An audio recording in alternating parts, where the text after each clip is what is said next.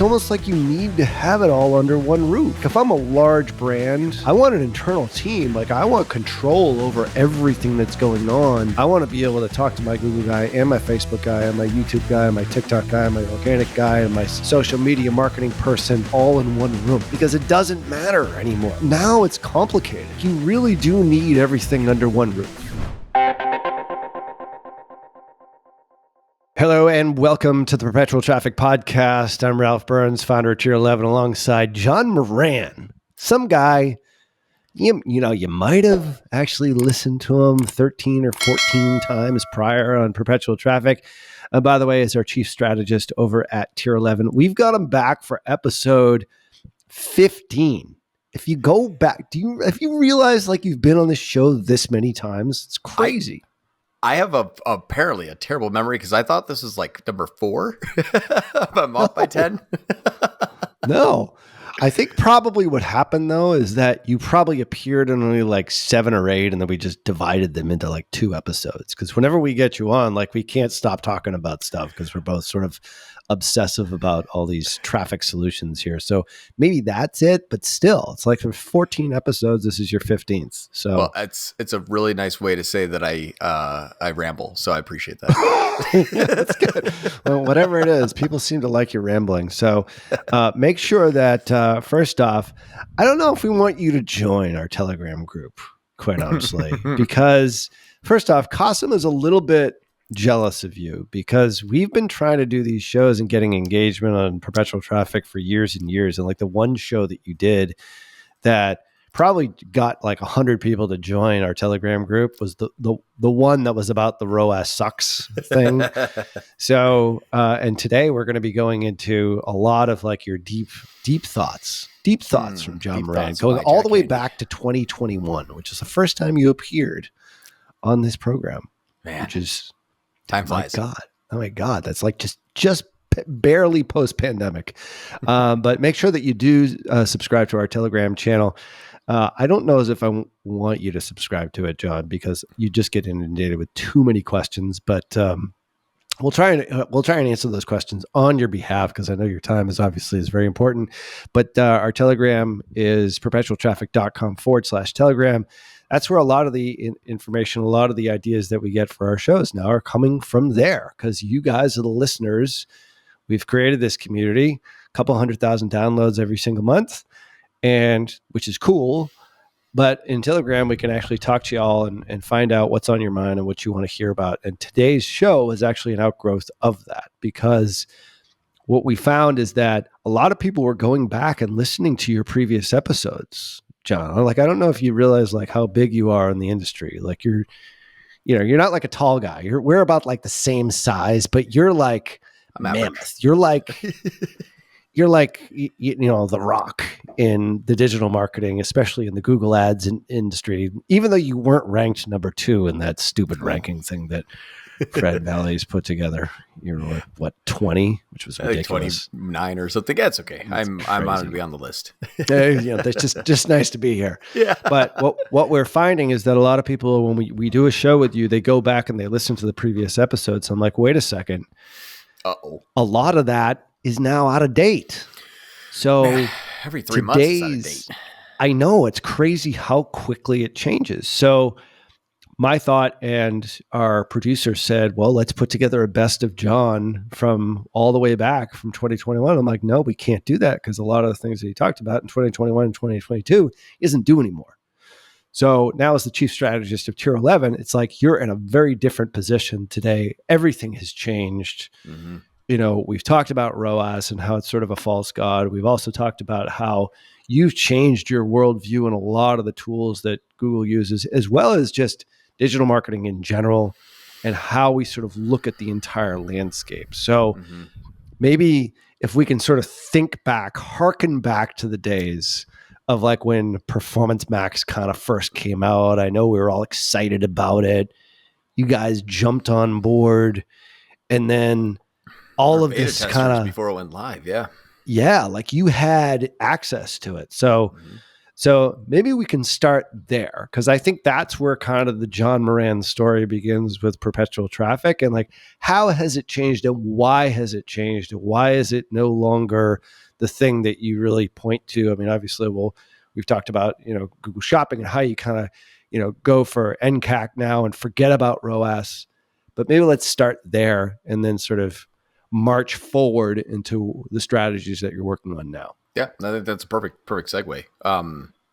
What's really interesting about Performance Max is I still think it's a useful, viable tool, but the perception as to where and how you would use it is much different when you're talking about the existing traffic your website has, for example, or where people purchase. One thing that I wish I knew back then when I was launching, Performance Max campaigns is taking a look at outside of measurement it was so clear and obvious right in front of my face the entire time that, hey, this thing has built-in remarketing. I'm like, that's awesome. And then I didn't really realize, oh, it's going to remarket everything. I'm like, like that's the part where, when you're looking at it, if it's the only channel you're running, is I still run Performance Max on clients, client accounts. Sure. And it works well, but you can disrupt that with things that are not even inside of Google at all. And that's what I think is back then I was like, okay, inside of Google, I'm looking at Google and I'm trusting Google. Even when I measure like top line performance metrics, like outside of Google Ads, CAC, MER, LTV, and MER, all the other good stuff, and AOV and everything, when I would still see that sometimes Performance Max would show 30% increase in conversion value. And then so did the client in the back end of their Shopify. And then I would see scenarios where it's like a 30% increase in conversion value instead of Performance Max. And then the client would lose like 10 grand. Right. Like, wait a minute. You're like, what? Right. Wow. Which it's, there's never been a more eye-opening time in my life that I said, hey, look how good Performance Max is doing. And then I got fired because the client was losing money. And I'm like, oh, okay, that makes a lot of sense now as to what I was doing wrong. So for those that are running Performance Max, my what I wish I knew back then, or if you're running Performance Max and maybe you're not thinking about this right now, is that if you're not in control or at least have a very clear line of visibility as to what is going on in all other marketing platforms and even non-paid platforms like organic, sometimes you see that your Performance Max is actually only doing well because you have a massive amount of cold organic traffic that you're not even paying for. Right. And that's bringing in users that are also being remarketed, coming back to the brand, but then also it's training that algorithm to show this is where these people are coming from and this is how to, monetize them or even try to find more. And so all those things that I wish I knew back then when we were obviously just a Google Ads only agency in my previous life, when I started to take a look at the other platforms and saw how they were interacting with Performance Max, that's when you kind of pierce the veil as to the black box of what Performance Max is, how it's influenced by other channels, how it's increased or decreased by other channels. I have a great use case where my Performance Max campaign that I'm running in an account went from 187, ROAS to a 650 ROAS because we launched YouTube. Yeah. But, what happens when you're not inside of Google Ads and someone else launches a Meta campaign, an X campaign, a TikTok campaign, an email marketing campaign, starts putting their products on Amazon. Now people are Googling you because they found you on Amazon. All those things disrupt Performance Max and it reacts to it. Right. So outside influences making Performance Max reactive is why you can't fully put your trust in Performance Max. Will always be this, static. It won't perform this way. It's influenced heavily. It's like, it's like that person that is, submissive to everyone else. Hey, I think you should go like buy a red card. Like, okay, like that's Performance Max. It just goes and does what it's told by other channels. Very interesting. Right. So is it safe to say if you are I guess like use cases for using Performance Max as it's the sole campaign type, is it safe to say that, I mean, since you've gone from Solutions 8 to Tier 11, but then you had this period where you were also working with other agencies, obviously, that were running other channels. Mhm. Google Performance Max was now intermingling with these other channels. And then it made it much more challenging to be able to figure out which dials to press here, what was actually driving NCAC, which at the end of the day is the thing that we care probably the most about. I mean, MER is obviously super important, but if I'm an advertiser and I don't have anything going on right now, I'm a local business and I use, let's just say, maybe not local business, but like a service business or a regional business, and all I'm using is Google, would Google Performance Max be the solution Mhm. for that? Because it's like, that's the single source. I don't have an email list. I don't have any organic. I'm not doing anything on social.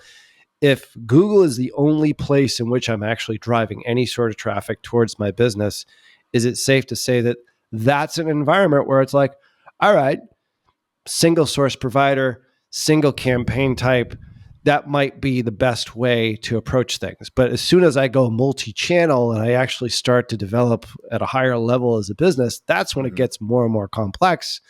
And Google Performance Max isn't as helpful. Is that sort of too simplistic a way of It's thinking about close. it? It's definitely very close. And let's say I'm a dentist in There you go. Scottsdale, Arizona, for Perfect example. example. Right. Performance Max can work very well if your business is not this is going to sound stupid. If your business isn't performing well. So what I mean by that is if you're a dentist that everybody goes to in your area, Performance Max is going to show that you're spending all this money for people to find out where, when you Google, John Moran dentistry in Scottsdale, there's Performance Max. Where you are. Yeah. Right. So now you get a whole bunch of brand traffic, which isn't good. Right. A whole bunch of return brand traffic, which isn't good. A whole bunch of return customers, which maybe isn't really good. Because Performance Max has taken over local campaigns, it now has your Google My Business. So your Google My Business is also going to have driving directions, click to calls, all from traffic that you can no longer control because it's reacting to to a traffic agnostic source. Yeah. So if your business is not well known, yeah, it could be great for you because you're going to show up for things like dentist near me.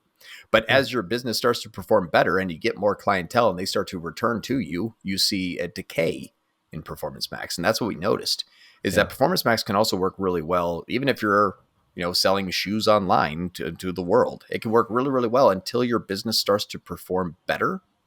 And that's where you hit those diminishing returns. So it's kind of a double-edged sword. It can launch things, but if you ever start to become well-known in your marketplace, regardless if it's local or national, that's where, Performance Max just says, I don't care. I want to track that conversion and I'll get it from anywhere. And that's where it starts to decay. So where are the guardrails? Like for the company that maybe is a little bit more advanced than that, I'd like to think that the Perpetual Traffic listener is maybe a little bit beyond that. But it's like, where is it appropriate? Where do you use it right now? Obviously, we've talked about like how you integrate Google Shopping into a lot of this, especially on the e-com side. But like, let's talk about, like the regional business. Like we had we talked to a business that is covers the entire state of Virginia for like power washing, and then they do snow removal in the wintertime, which I don't think it actually snows in Virginia. But anyway, but the point is like it's a larger business. They're on a growth trajectory. They've sort of reached this sort of level of scale. They can't quite get there. The only thing they're doing right now is Google. Like, is that what's the use case for which tool within the Google ecosystem? Or is there is no hard and fast rule, and I'm just the Perpetual Traffic co-host that's trying to simplify things for the listener here. So I think it's not necessarily a scenario. Well, no, it's a scenario specific, but there is some hard, fast rules as to which I would say, Performance Max would or would not work well. And it usually has to do with a few things. So if you're just using Google and you're trying to scale, if you do not have any other traffic coming in from any other sources, and that could be, you're not having anybody doing influencers, videos for you, and you don't have any organic placements. You don't have a lot of people Googling your brand. You don't have a lot of return customers. Like all the areas that we find pitfalls in Performance Max are usually around those things. Like, which is, it's always a, okay, new company, excellent. Quality product with competitive pricing, awesome. You can launch Performance Max really well because you don't have a brand name for people to search. You don't have existing traffic for companies for those things to be retargeted on. You don't have a lot of omni-channel that is just Google's just gonna start to remarket to all the other traffic because you're only running it for that. So those are the things where all of the pitfalls that Google or Performance Max starts to fall into is typically those things: branded traffic, return traffic, returning customers, and those are about the three things. So a lot of times you can use those to your advantage, though. I'll run, if there is a low chance of success inside of Google Ads, I will run Performance Max on a low budget as my catch-all, and then push harder on things like TikTok and X and Meta, for example. Because now what that's going to do is I always get my omni-channel remarketing, search shopping, YouTube, GSP, Discover, Display, all built into one small little campaign. I have, complete coverage and awareness of my brand messaging on all those channels. So I have my logo, I have my imagery, I have all that stuff is good outside of those other channels. But as I start to perform more top of funnel work in those other channels, you'll see Performance Max is going to show like a 3, 4, 5, 6x return. And it's going to start to look like it performs well. So you can almost use your Performance Max as I'm not going to try to push in Google, but I do want to see if my other channels that I may be showing a 0.5 ROAS or a 1 ROAS, is that getting me more inbound brand traffic? Is my remarketing working? They can tell me my time lag, so my sales cycle from when Google first saw them, which means I can remarket a user that came from Meta, for example, within Performance Max. And the time that they start to remarket that user to when they purchase might be a 7-day time lag, which means that's my sales cycle because it's from impression, not click. It's from impression to conversion. So I can see, okay, if we start pushing on these other channels, I have a 7-day lag. Now I know how to operate those other channels because I know whatever I do over on the other channels is going to take 7 days for it to hit my bank account. Excellent. But I have full coverage of my brand. It's really efficient bids, really low CPCs. It gets priority from Google. But yeah, it's going to try to take credit for all those other channels, which I'm happy with because I needed to start to engage those people on those other channels within Google where I'm not pushing. So you can use it as kind of like your backup or your baseline. So if you're starting to get more active on, hey, I'm just going to start like posting YouTube videos and, just at a low level, spending that in my regional area, going back to our regional customer, I'm going to post, success stories of, power washing, customers or Before and UGC, afters. Yeah. before and afters, you name it. And I'm just going to like boost that out to like the geographic areas that I cover. And all of a sudden I see my Performance Max campaigns like, 200, 300, 400X. Like that tells me, even though I'm seeing nothing on the organic side, or I can't really measure it, I'm not really super sophisticated, but that's telling me that my marketing is actually working because the Performance Max is like picking up the brand. Yeah. And the other things that I'm doing are actually additive to the business, as long as there's more money in the bank account this week than there was last week, or more booked calls, or whatever your metric is. So you can kind of use it as you're scaling and growing, if that's your only way in which you're using, paid traffic on Google.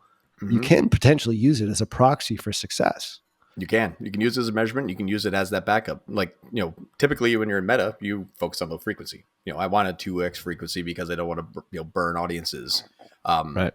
But that, if you think about it, is a person on average seeing that ad 2 times enough? Maybe not. If it's a high AOV, if it's a service that has a longer sales cycle, you might hit those 2 touch points on Meta and keep going and doing good work inside of Meta. But then Google's coming through and just beating them up for the next 40 days.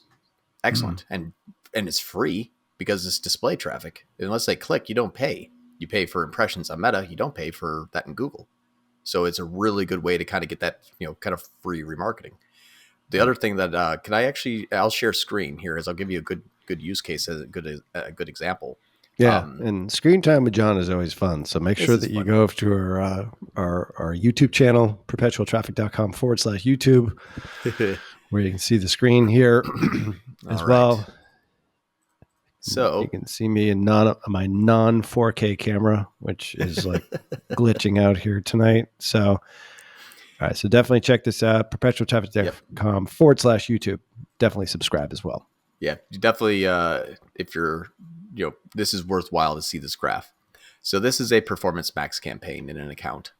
And you'll see here, this is week over week. And what I'm looking at here is week of September 25th, 2023, week of October 2nd, 2023. And my cost and my conversion value, you'll see all of a sudden the cost spike up on November 6th from $250 that week to $1,200 that week. My conversion value didn't move though. Went from $450 to $650. So all of a sudden you see this conversion value start to go upwards of $650 next week, $2,300, next week, $3,500, next week, $8,000, next week, $14,000. My cost stayed at $1,000 a week. It didn't move. So all of a sudden Performance Max is like, woo, and just scaling to the moon. And it's doing really, really great, right? Now, the reason why, when you flip over to YouTube in the same view, this is what happened on YouTube. So YouTube spiked up here and started to get more and more people. And when YouTube spiked up, even though the conversions look pretty terrible, the conversion value is not that healthy looking. I don't know how to get conversion value in here. I'll just do this here. The conversion, well, whatever. So the conversion value, all of a sudden, the conversion started to spike up, and same with the cost. But this cost looks really expensive. Holy crap, $20,000. Yeah. And we didn't really make too much. Now watch when we combine these two together. When this starts to scale up, there's the conversions and there's the clicks. Everything's looking hunky-dory. But the reason why Performance Max all of a sudden started to look really, really good when you compare the week over week, or sorry, the time periods of when we spiked up on YouTube, somehow Performance Max, went from spending $5,700 in this 4-month period to $17,000 in that 4-month period. So a 200% increase in 200% increase in the cost. I clicked the wrong button when I was trying to move it.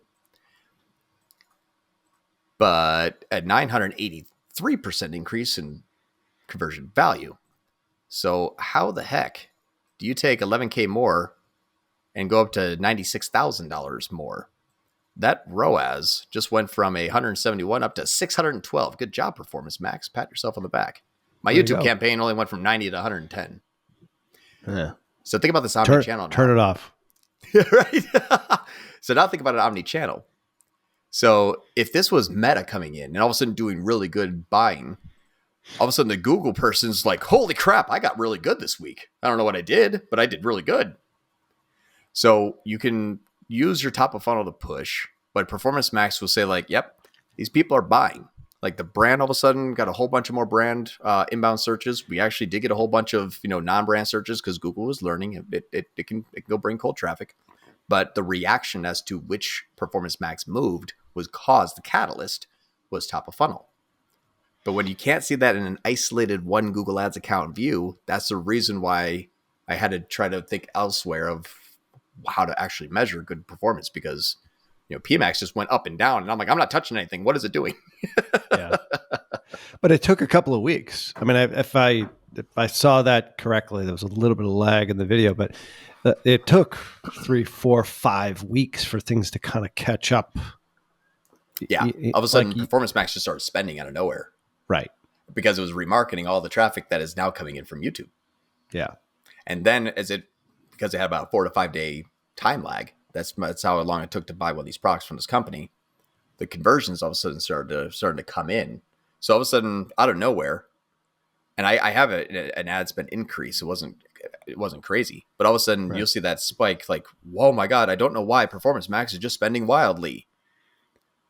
That's where you have to look at, why is it spending wildly? Like, where is that traffic source coming from? So when you're, and this is so sensitive. If you're a big national brand, and all of a sudden you start hiring a bunch of influencers to scream your brand name from the top of mountains, Performance Max is going to start to go haywire. Yeah, it has nothing to do with it. Oh my God, my Google guy is all of a sudden a genius. Right? And then the change history shows nothing, but the Google person was patting themselves on the back. Right. But this just proves like between cross channel, like how important it is. Mm-hmm. It's like it, and we have this problem, and I know you had it with Solutions 8 quite a bit, is that you had two teams doing two different things, fighting each other. Yeah. And, in an ideal world, and we've thankfully been able to sort of change this dynamic, is like, you shouldn't spread all your eggs in 5 different baskets. Like there's one client is in the, supplement space with like 4 agencies. Mm-hmm. Like none of them were talking to each other, and they were all claiming credit. And he's like, my bank account keeps going down and down and down.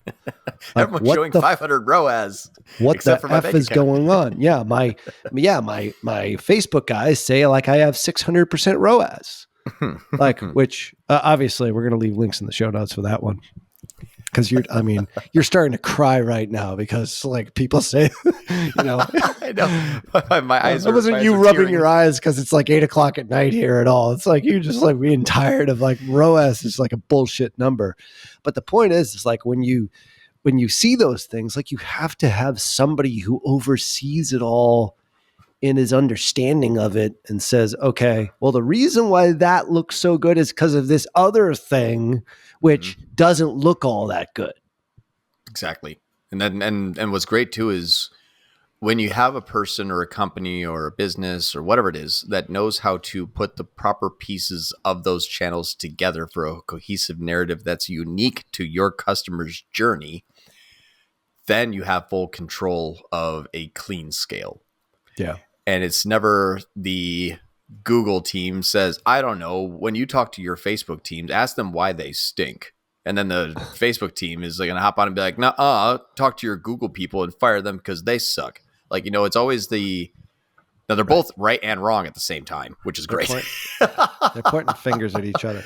So, right. Somebody who's listening to this and as a director of marketing or VP of marketing is like, Moran and Burns, they're just trying to get me to hire tier 11 because like, I know they now do all that. And like we had clients that we did work alongside each other when you were at Solutions 8, which was great because we had communication, but this communication still wasn't that great. It was okay.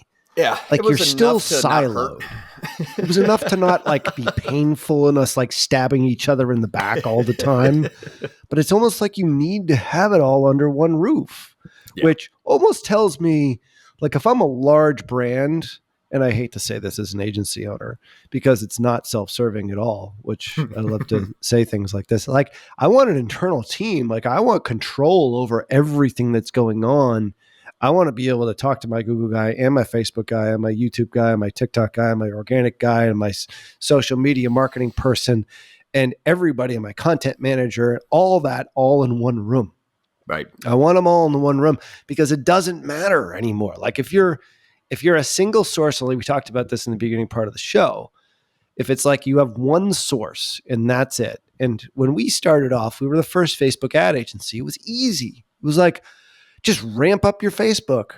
And it wasn't even Meta back then because there was no Instagram. There was nothing else. It was like you had one channel. Yeah, just hit the gas there and everything else would be fine. And nobody knew how to do SEO because SEO was way too hard.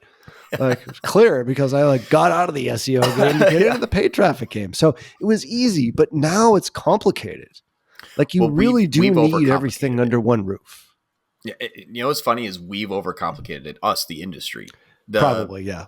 Going back to like kind of the, what we used to produce as content or, the previous Perpetual Traffic podcast episodes that I've been on. And I think back and I'm like, God, I was so stupid back then.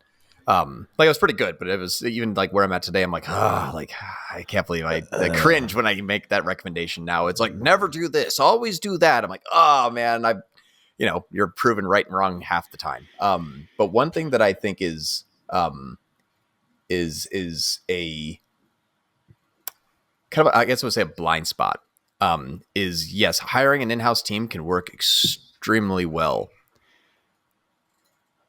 Not to be more self-serving, but those people too, and I'll move on to like the second point that I had here. But the first point I wanted to just kind of quickly cover is in-house teams can work very well because you do have full control over everything.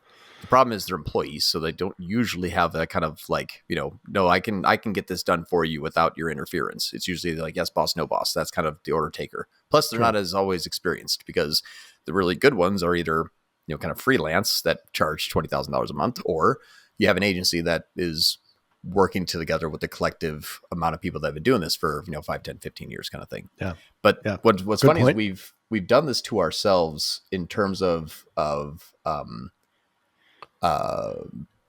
analysis paralysis, I guess I would say.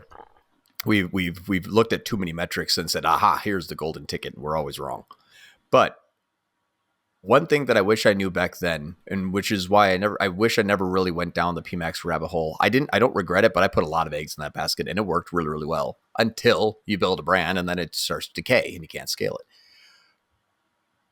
But we stopped being good marketers with data. Yeah, we did. We stopped being good marketers. That's the problem. Thinking. Right. All of a sudden, like, I've been making a really good name for myself and a really good living, with or without basically agencies or anything. It's all regardless of that, by putting myself in a position of, would I really click on that ad from that channel to buy that? And then kind of going with your gut. It's like, could we really sell one sock to people with 2 feet? Well, but if we use this bidding strategy, no, we're not even talking about a bidding strategy yet. Like, like, this is a bad idea. Or, it's like, why don't we actually put this ad and get these people interested for the ROAS stinks? I don't care. Like, this is good marketing. Like, let's stop using the metrics to take our good ideas and turn them into bad ideas because the wrong metric was heading in the right direction. It's really weird way to think about it. Yeah.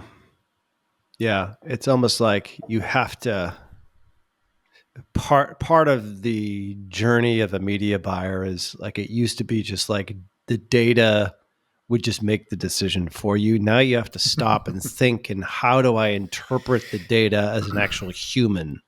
Yeah. What makes sense? It's like, okay, I start YouTube ads and all of a sudden my PMAX campaigns start to increase with ROAS.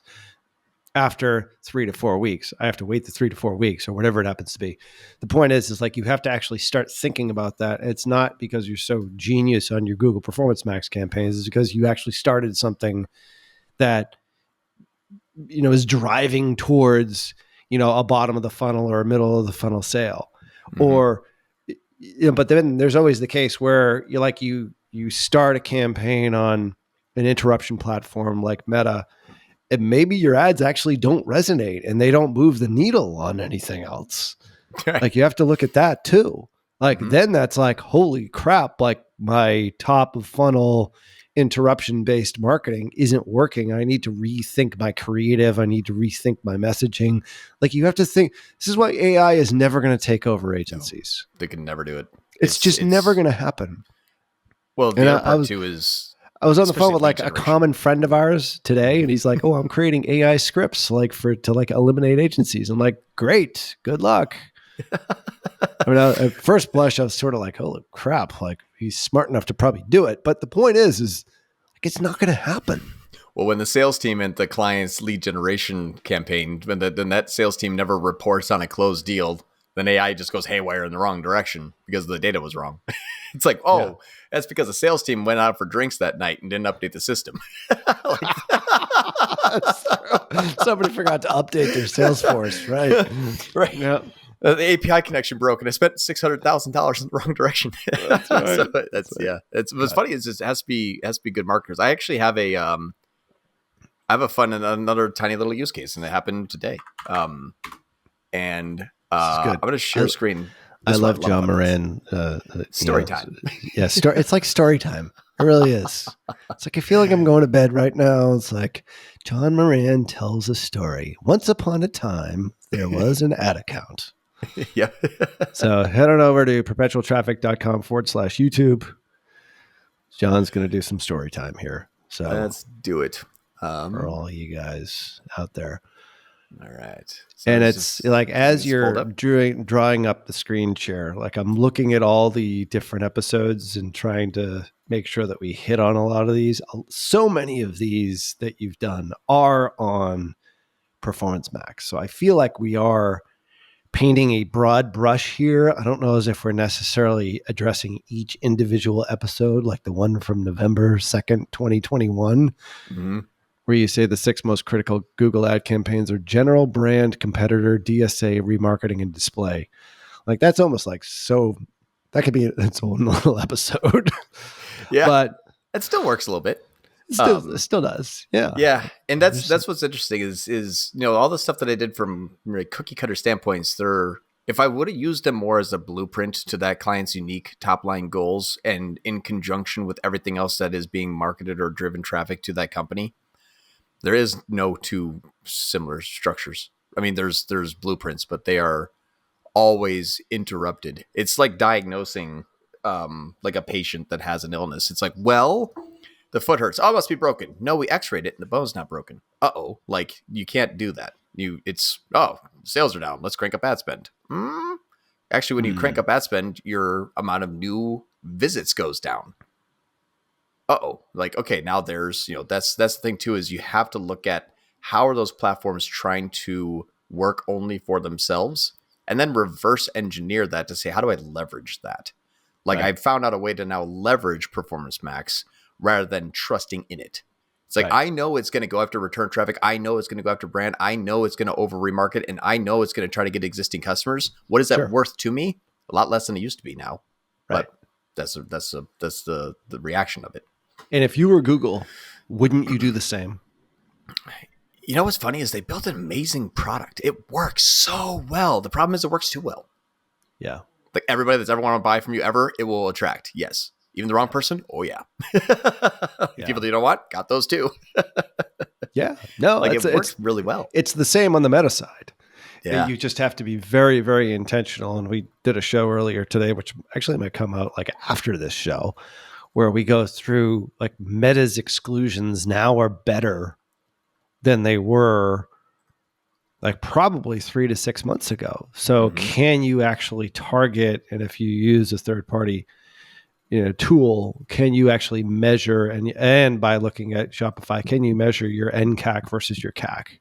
Mm-hmm. It's possible to be able to do that, and exclusions actually do have an impact, more so now than they were before, which is counterintuitive because Meta wants to make itself look as good as possible. Why should it exclude previous buyers, previous website visitors, previous everyone? Because they just want to go for the lowest hanging fruit as possible and make their platform look as good as it possibly can. So anyway, so that's coming up in the next show. But the point is that you have to have some intelligence around this and be able to intuitively look into the data and determine what's the best next step.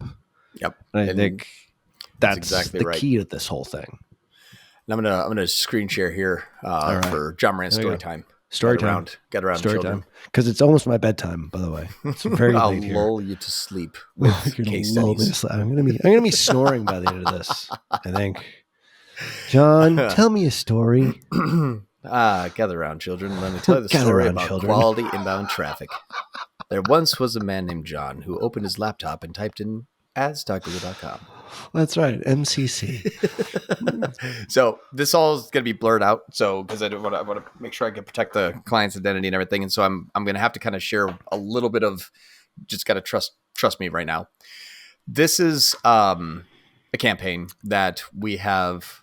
This is a client here that we kind of put on our good marketer hat again. We're running a TCPA bidding strategy on an inbound search campaign. We're running broad match and trying to basically, use the algorithm and leverage the algorithm and smart bidding in order to do the work for us. And it was working okay. The funny thing is, though, that it was starting to decay.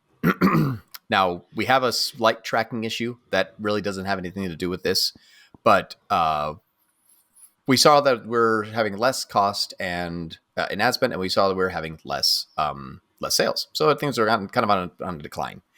And I said, you know what? What if I just exact match it, increase the CPC, shoot myself to the top of the ranks, become number one for good inbound quality traffic? I'm like, okay. So we did that. And now our costs went up 285% today. I did track a conversion here, but that's all fake because I actually look at the back end. And so this is the actual sales that we have today from the campaign. So we have $600 in cost. Google says we had one sale. We actually have 1, 2, 3, 4, 5, 6. what's nice about this is just spiking up the traffic. We went from basically 2 sales yesterday to 6 sales now today so far. And so spent $500, made $1,500, 3 myrrh. Excellent on today. And all I did was shoot up my CPC from $8 up to $12. Like that's a hemorrhaging type of cash. There's one click in there for $29. But I was like, what if I just put my good marketing hat back on and said, good high quality traffic at the top of the page for really good inbound search terms. I don't care what the CPC is. I don't care what the cost is. I don't care about any of the metrics. Let's just see if this is going to kick us back in the right direction. So, my Opti score, quote unquote, went down. I'm like, I'm 42% now, according to Google, because I'm using manual bidding, and that's a sin. But the good marketer came back on and said, I care less about the metrics. Let's see if this actually helps this company. And that's where we get analysis paralysis. You got to use broad match, you got to use smart bidding. It's like, well, what about a person that's just going to search and probably, if we're the first one, they're probably going to buy stuff from us. And hey, it worked. Yeah. Click on the first ad and boom. So novel idea. From 8 to 12, like, was that just, I mean, it's obviously, that's like your in excellence increasing by 50%, correct? Yeah. So how did you come to that conclusion? That's just all previous experience. Like, how did you come to that? Why isn't it like 8 to 10? Or you just sort of knew, or you've known this customer? Like, what was the rationale behind that? A couple things. So, one thing that I looked at is where were my conversions coming in when automated bidding was giving me good conversions, and it was happening around the $11 to $13 mark.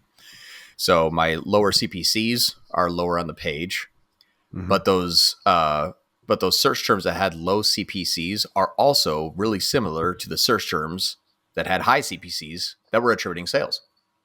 So when you're typing in, and I'm just going to use a bad example. It's not this, but if you type in black truck rim versus a red truck rim, it's like, okay, it's about the same thing. Someone's looking for red color or black color rims on their truck, those type of things. But one is getting a $3 click and no conversions. The other one's getting a $9 click and is actually getting a 6% conversion rate. Yeah. So when you're looking at, that's pretty much just indicative of placement. So if I become more aggressive, and I actually have some search terms in here that were hitting 41 and 31 and 29 and 28 and $14 today, because I just kept spiking it up to see what would happen. We went up 45% in CPC, and sales just started rolling in. And on my one sale, I'm tracking a 5.56% conversion rate. I have 18 clicks and 6 sales. That is 33% conversion rate by just spiking it up to the top and say, let's just, I can pause attribution right now. I can not even have attribution at this point in time. I still would have made that same decision because I took off my analysis paralysis hat, put on my good marketer hat, and said, I think this is going to work. Right. You're logically just sitting back and looking at the data and saying, okay, that decision makes sense based upon what I'm seeing. Like, what was your, in this particular case, what was your look back period? Were you looking at the last week? Were you looking at the last day? Was it? Yeah, I usually do 30 days, typically, just because there is seasonality in this business, and I didn't want to go back too far. Yep. But also looking at things year over year, I love so much better. One thing that I always do in my analytics is when things are trending up or down, I don't compare them to the previous period. I compare them to the previous year. That really will tell you a good story about what's actually going on. Hey, another story time. The other company, now I'm a part owner of this company, so we don't have to blur anything out of this. This is like a personal brand of mine. But no blurring necessary. Yeah, we don't even have to blur this one out. Everyone gets to see John exposed. Ooh. You are wearing pants today. I did notice. I am wearing pants. It's a departure for you. I had to put them on because I knew I was going to be here today. I know you're home alone, so I mean, sometimes hey, it's late in the day. You just got to get comfortable, right? So here's what's you look at something like this. You're like, oh man, we're down 5% last week. Yeah, we have 5% less traffic. Okay, conversion rate's down 20%. What's going on? And we start to look at things too isolated. Oh no, we're losing subscriptions. The online store is going down. And then you back it out to the previous year, and it's okay, we're actually 15% up. And then we look at the last 365 days, and we're like, oh, okay, well, we're trending well. It's a really sustainable, perfect scale. Yeah. So I'm now less That's worried. a beautiful chart right there, by the way. Right. I like that. And I get my cool little lines here that I get to mess with. He's now gone. Well, you have to go to our YouTube channel to see like the beautiful lines that John Yeah, just that'd be drew. an Easter egg for you all there. Yeah. Yeah, but that's what's nice is looking at things, holistically. You have to always compare, last week there was, a holiday. This year was at the same holiday, did the anniversary, yes, on the same week, okay. And so all you have to, those things are what I always will look at is look back windows is always, compare week over week for sure for trending, but then compare that to previous period. And you're like, oh, okay, things aren't maybe actually bad. We're in the ebb of the flow. Right. That's I think that's a good lesson for all of us. Everyone, I think there's a tendency to look really, really short term, get discouraged. Oftentimes, it's like the year over year. Like if you're making progress year over year, like even like incremental progress, that's pretty good as a business. Like a lot of businesses just can't sustain or can't even like move forward. But you're looking at it like a different frame here, and it's not that short-term frame. Obviously, it depends on what the buying cycle is for the individual business. It's a huge factor here. Not everyone buys in 7-day and 28-day increments, as we know. But yeah, looking at that, like it gives you a much more holistic view, and that's, for those of you who are listening are worried about like losing your job, and everyone now is talking about like, oh, media buyers and agencies are just going to be out of business because of AI. It's total bullshit. Yeah. It's because of this kind of stuff. Yeah. It's exactly right. It's exactly right. So, hey, we're trying to create the next generation of like agencies here, and obviously pretty excited to have you on board and doing this together, and make sure that, it's John Moran this was not just going to be the 15th and the last time I think you're going to be on the show. My guess is that you'll probably come on a few times more after this, but it's nearly my bedtime. So I have to end the show here, and I haven't eaten dinner yet. I know it's like 3 hours earlier for you, and it's still light out for me. Yeah, it's still light. Like it's been dark here for like 4 hours. So, but once again, we will leave links in the show notes for previous episodes that John was on there. But I encourage you to not go back and take everything as gospel, because a lot of stuff has changed. So hopefully we've been able to help you with that here, because it's been a big question we've had whenever you come on. It's like, I'll go back and I'll listen. Stuff changes so quickly, especially when it comes to Performance Max. I know you've been really on the cutting edge of that. And now, hopefully today, you got a better idea as to where that fits in your overall marketing plan. So make sure that you do subscribe and leave a rating wherever you listen to podcasts. I'm talking about you on Spotify. We need some ratings over there. You don't even have to put in a review. So it's so simple. Just 5-star all the way, right, all John? Just 5 stars. I mean, you probably do it when DoorDash delivers your food. Do it for us. Absolutely. Or when you finish up like an Uber, whatever. 5. You don't even have to put in a tip. Nothing. No tips necessary. Just give the guy a 5-star. Yeah. So follow me over on LinkedIn. As well as we'll give a plug for Kasim, because Kasim, like all he has now is his socials. So it's like the poor guy, he's in like the driven mastermind, his socials. He's trying to be like the new philosopher at Kasim Aslam. We love him, but he's not here, so we can talk about him. And make sure that if you haven't watched the John story time here, we're over on our YouTube channel, perpetualtraffic.com/YouTube. So on behalf of John Moran, Chief Strategist at Tier 11. So appreciate you coming on here late at night, missing your dinner. Until next show, see ya.